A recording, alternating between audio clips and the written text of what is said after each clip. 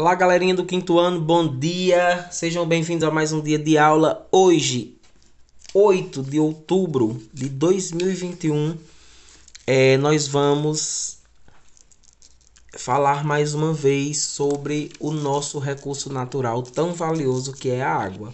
Então, nas nossas aulas de ciências, a gente já falou dos estados físicos da água, da importância da água para a nossa sobrevivência. Falamos do ciclo da água e hoje a gente vai falar do seu uso. Então acompanhem o professor Manuel na página 98 do nosso livro de ciências, ok? Os usos da água. Analise o gráfico a seguir. Ficou embaçado aí para vocês, não foi? Deixa eu baixar aqui. Então vamos lá. Analise o gráfico a seguir. Qual é a atividade que mais consome água no país? Então tá puxando a folhinha para vocês poderem ver, não é? Então vou centralizar aqui. Vamos lá. Então aqui nós temos a representação de um gráfico. Nesse gráfico nós temos 1, 2, 3, 4, 5 cores. Cada cor representa uma atividade de uso, ok? Uma atividade de uso desse recurso.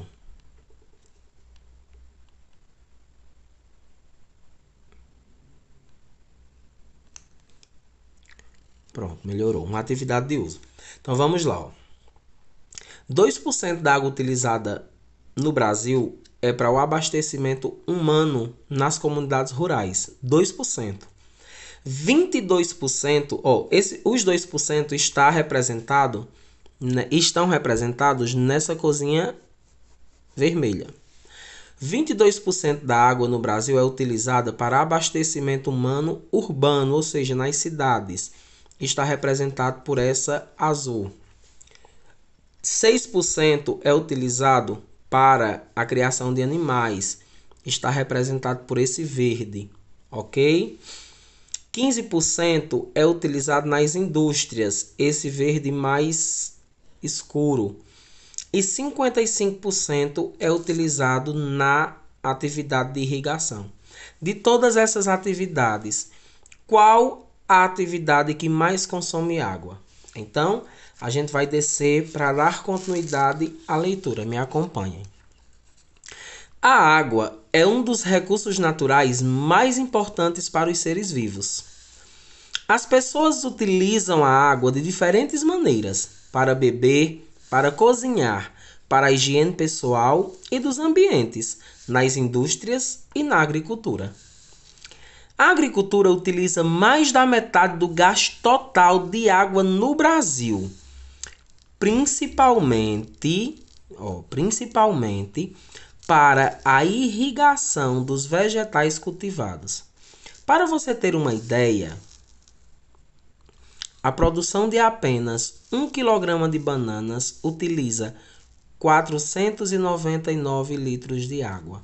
Então, quando a gente recebe esses alimentos na nossa casa, a gente não tem ideia do procedimento que ele passa antes e da quantidade de água que é utilizada para que esse alimento chegue às nossas mesas. Aqui embaixo, a gente analisa a foto, não é? De um espaço de irrigação. Esse é o processo de irrigação, ok? Na legenda diz: a agricultura é uma atividade econômica bastante importante para o país. Preservar a água é fundamental para manter a produção agrícola. Então, essa imagem é de Vargem Grande Paulista, em São Paulo, em 2016. Então, observem, o Brasil é um grande exportador de agricultura, certo? Nós temos aqui bem pertinho da gente a cidade de Petrolina, que exporta.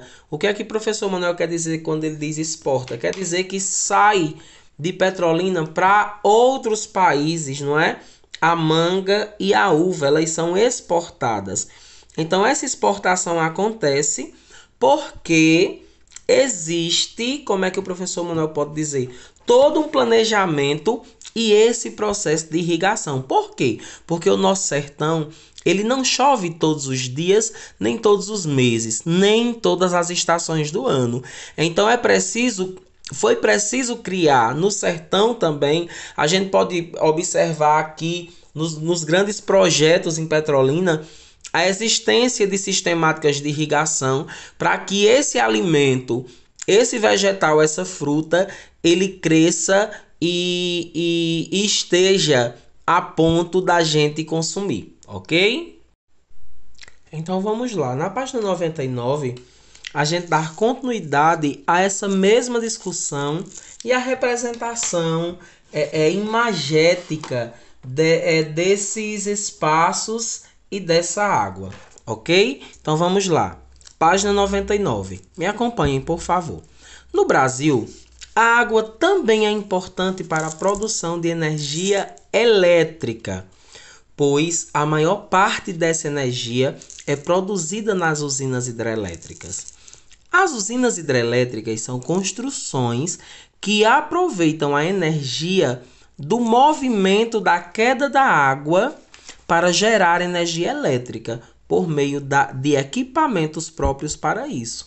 Então, muitas vezes, quinto ano, o que é que o professor Manuel quer que vocês entendam? Que muitas vezes a gente recebe a energia elétrica na nossa casa, a gente utiliza a energia elétrica na nossa casa, mas a gente não sabe a sua procedência. A gente não tem conhecimento de onde ela vem, ok? Então, essa energia elétrica que a gente recebe nas nossas casas, ela é produzida em grandes usinas hidrelétricas, aproveitando, como o próprio livro diz, não é?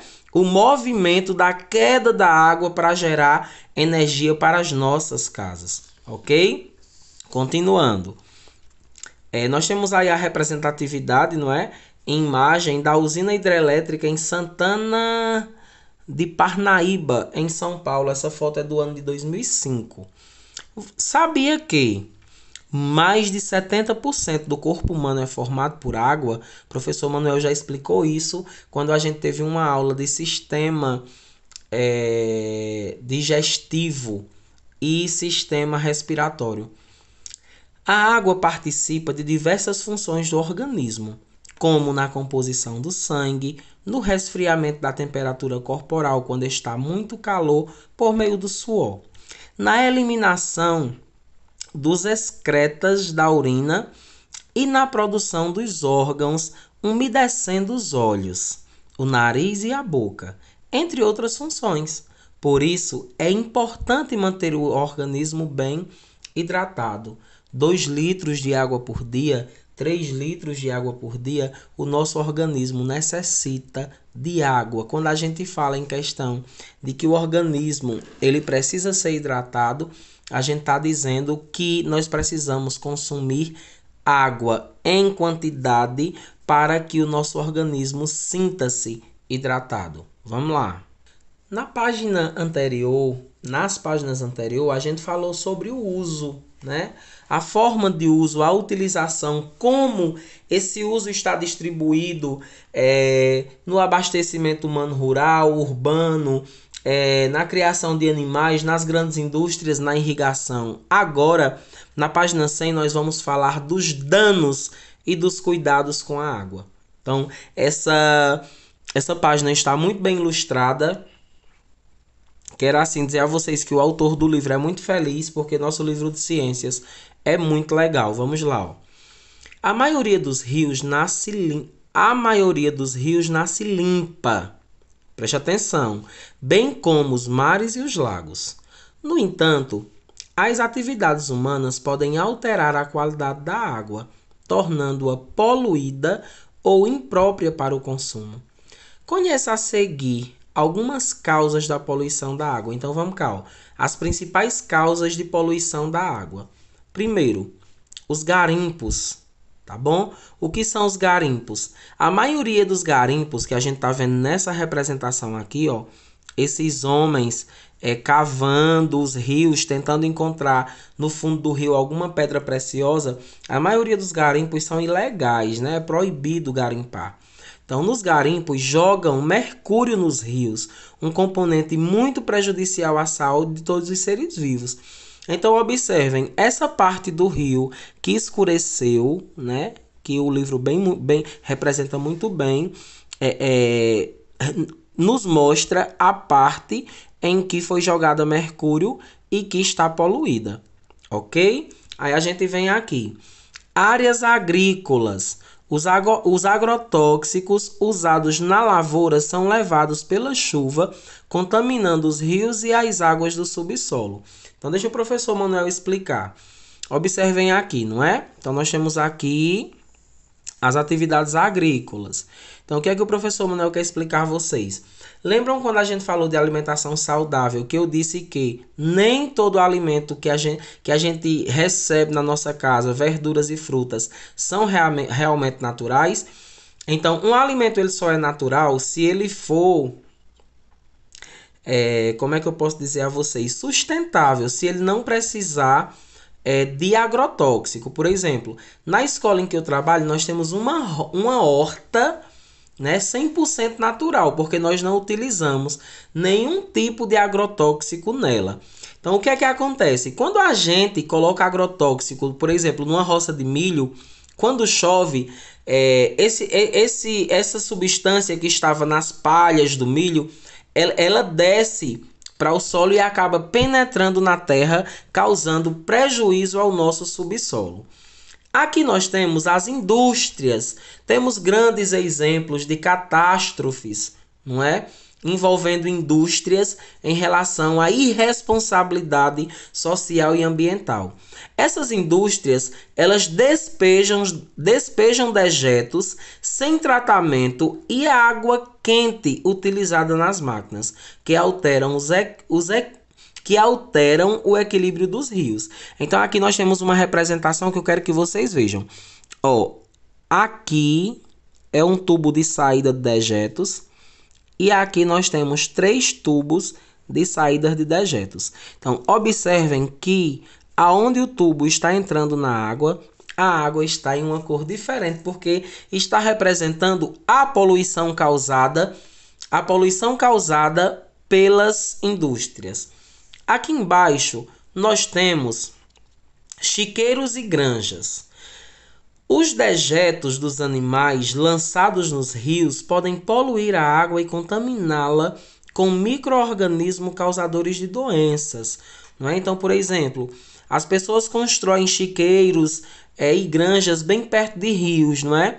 Então, esses dejetos produzidos pelos animais acabam chegando ao rio e essa água acaba sendo poluída. Então, a gente falou muito de área rural. Vamos falar de área urbana. De que forma a água ela é, como é que se diz?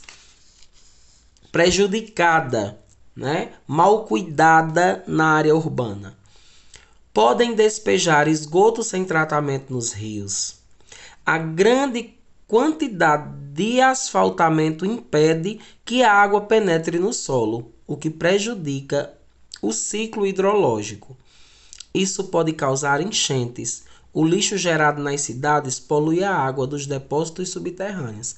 Então vejam, quando o ciclo da água diz que quando a água sobe evaporada, que se condensa e volta à terra em forma de chuva, parte dessa água vai para os rios, mares e lagos e parte dessa água penetra no subsolo. Uma cidade que é asfaltada 100% não tem como essa água penetrar no subsolo e ela acaba entrando nos bueiros, né? E a junção da água com o lixo colocado perto desses bueiros acaba causando os grandes alagamentos, não é? Nas grandes cidades. Vamos continuar. Aí a gente chega, quinto ano, na nossa atividade de hoje, que está na página 101, certo? As outras páginas, a gente fez uma primeira pergunta lá na primeira página e essas outras páginas a gente realizou discussões em relação ao nosso conteúdo. Agora vamos para a nossa atividade. 1. Analisando a figura da página anterior, ou seja, a figura que fala dos danos e cuidados com a água, Converse com seus colegas e façam uma lista. Vocês não vão conseguir falar com seus colegas, então vocês vão fazer uma lista de atitudes que poderiam ser tomadas pelos governantes e pelos cidadãos para cuidar da água. Por exemplo, no fato das indústrias despejarem os seus dejetos dentro dos rios. O que os governantes e nós, cidadãos, podemos fazer? Que tipo de atitude nós podemos tomar para evitar esse acontecimento? Façam uma lista. Segunda questão. Leia os quadrinhos. Depois responda as questões. Então, o primeiro quadrinho diz: quadrinhos ácidos em falta d'água. Chuá, chuá. Aqui a gente vê chuá também. Aqui de novo, chuá, chuá. Aqui de novo, chuá. Então vejam, os acontecimentos são diferentes, mas a prática é a mesma. Observem, na lavagem do carro, na escovação dos dentes, no banho, na lavagem das mãos, na lavagem de uma calçada, na lavagem da roupa, numa brincadeira. E aí no final diz assim: acho que o rio secou por causa da falta de chuva. Será se realmente esse rio ele secou por falta da chuva, ou ele secou pelo excesso irresponsável, pelo uso desenfreado da água nas nossas casas? Então a letra A diz assim: o que as pessoas estão fazendo em cada quadrinho? Essas atitudes são adequadas? Quinto ano, o que as pessoas estão fazendo nos quadrinhos é correto? Me digam por quê. Letra B. Quais dessas atitudes você costuma presenciar em seu dia a dia? Vocês já viram na casa de vocês alguém escovar e deixar a torneira aberta assim? Ou já viram alguém lavar as mãos e deixar a torneira aberta? Vamos lá. C. A repórter faz uma afirmação no último quadrinho. Os quadrinhos anteriores confirmam o que ela diz? Explique. Aqui no último ela diz que que o rio secou por falta de chuva. Os quadrinhos concordam com ela? Eles também estão dizendo que o rio vai secar por falta de chuva? E letra D, que é a última questão: desenhe uma nova versão da história, mostrando atitudes de cuidado com a água e sua conservação. Exponha sua história no mural, a gente não vai poder, vocês vão expor no privado do professor Manuel, ou crie uma versão digital para ser compartilhada no blog. Veja só, se essa história em quadrinhos está mostrando desperdício de água, vocês vão criar uma história em quadrinho em desenho mostrando as pessoas cuidando da água. Tá bom, pessoal? Essa é a nossa aula de ciências de hoje. Eu espero que vocês tenham gostado. Um cheiro no coração, bom final de semana e até a nossa próxima aula.